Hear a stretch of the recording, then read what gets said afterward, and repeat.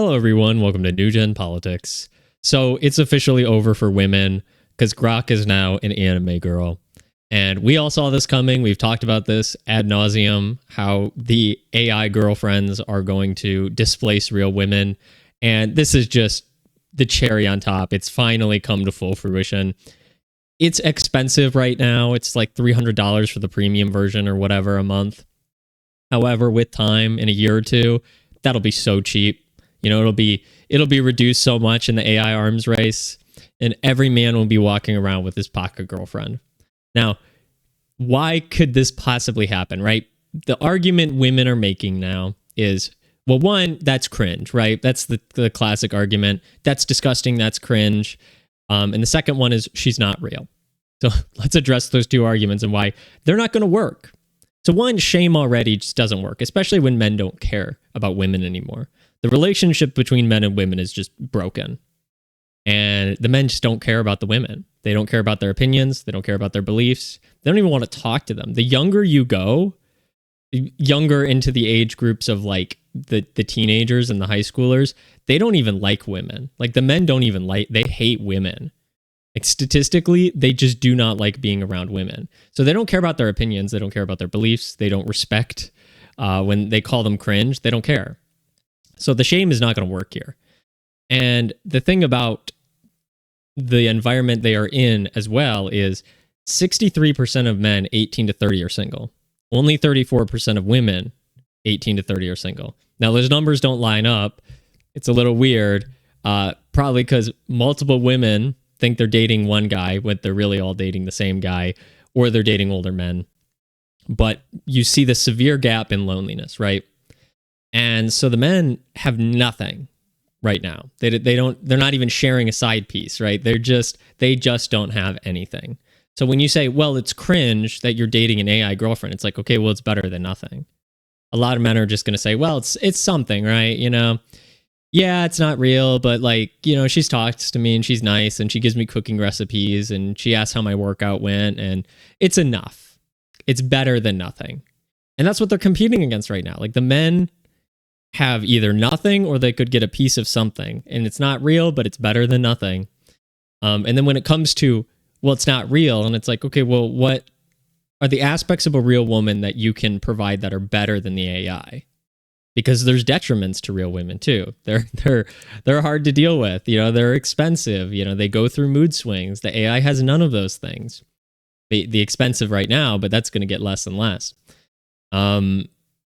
The real women, it's like, well, I'll cook and clean for you.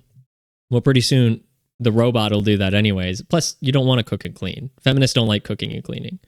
Like, okay, well, I will care for you and, you know, I'll be supportive of you. It's like anything you can say, the AI can say, but better. Because it knows me and it knows my search history and it knows, you know, the way I talk to it, I say, I don't like that thing you said, and then it corrects itself. The only thing that it can do, or that women can do at this moment, that the AI can't do, is give children, really. I mean, because you're even getting like the AI sex bots and stuff. That's going to be soon as well in the next couple of years, which is also going to make things way, way worse. Because imagine the robot acts exactly like a real woman. You can make it look however you want. You can make it do whatever you want. That we're getting into that territory, which is, to be clear, I'm not endorsing any of this. I'm just saying this is what's going to happen and why it's going to happen.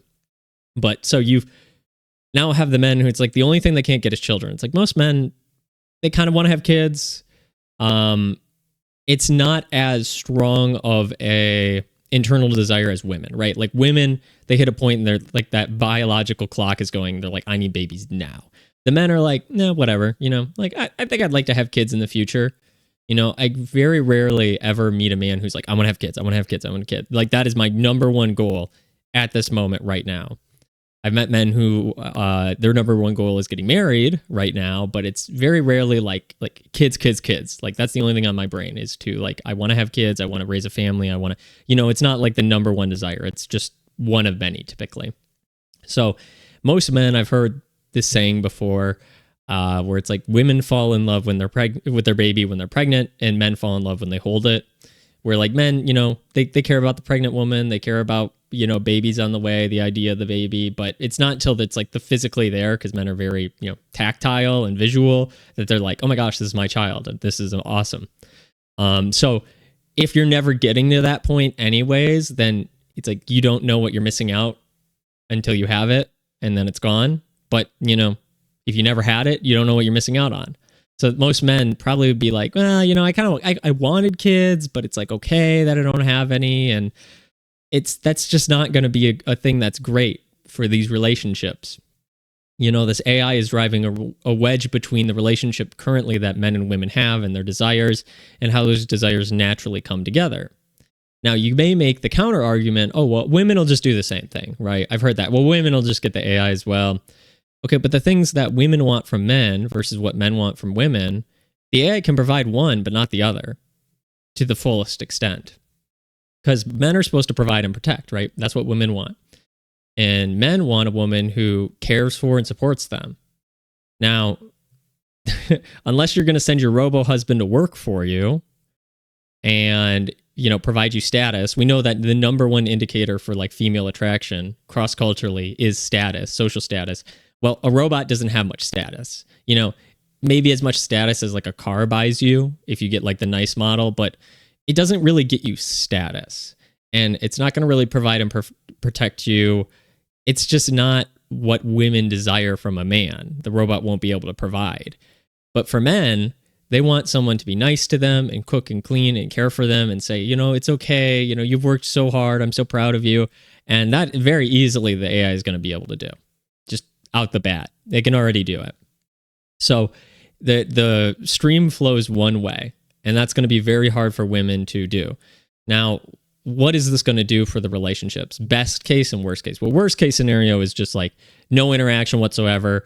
Everybody just starts doing their own thing and just going with the AI. Birth rates collapse, doomsday scenario. Best case is this just forces competition. New business just moved into town. Sorry, feminists, if you want to date a man, let alone get married, you're going to have to probably be a little bit more feminine. You're probably going to have to be a little less boss girl, maybe a little bit more, desire to care for, to cook, to clean, the things men are looking for. Because men now are going to have the ball in their court of being selective, because a lot of the men will just not even care about anything and just live on their own.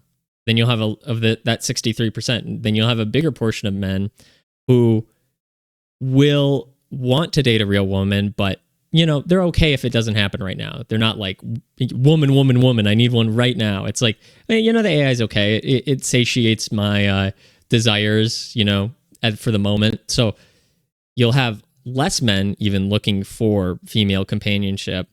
So the men who are actively like looking to date and dating to marry, not just looking to, use a woman, any men that are looking to like date to marry, have a monogamous relationship, they can be as choosy as they want, because, they're competing with only like a third of men for the real women. And so the real women are going to have to they'll be the ones competing. They'll have to compete for male attention. And it's like, what do men want?